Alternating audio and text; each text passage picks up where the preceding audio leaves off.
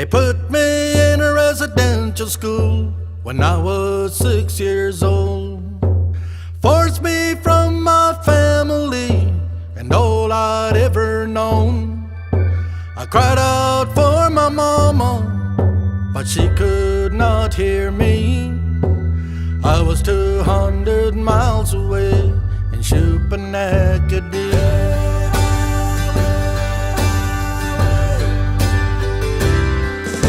They tried to break my spirit, I wouldn't let them see me cry.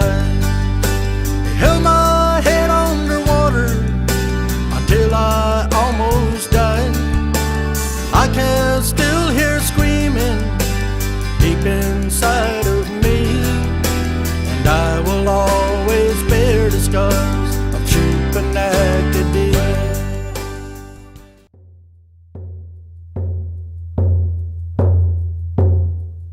Survived this too.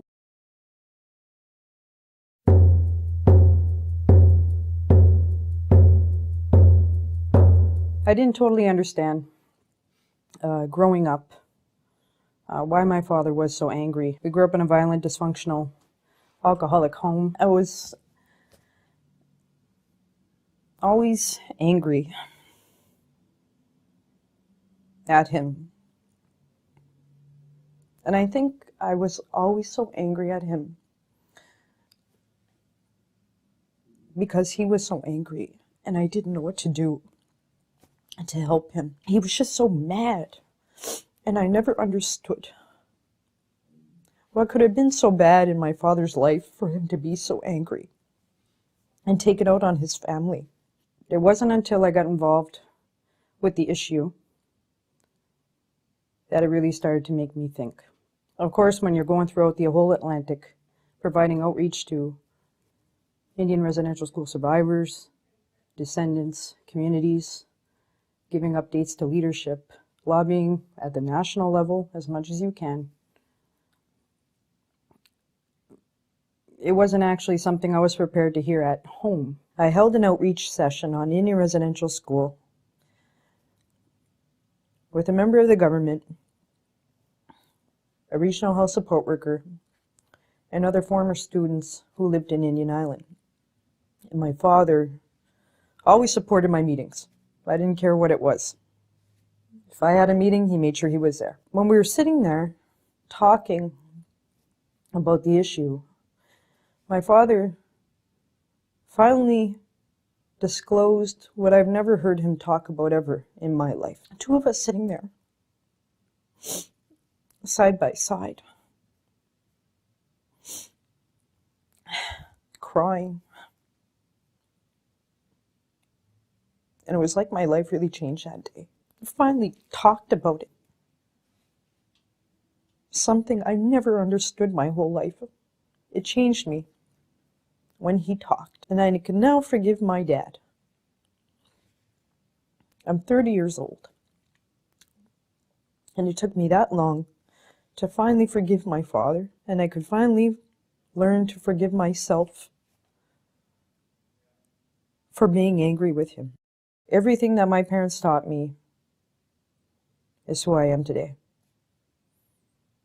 And they did the best they could.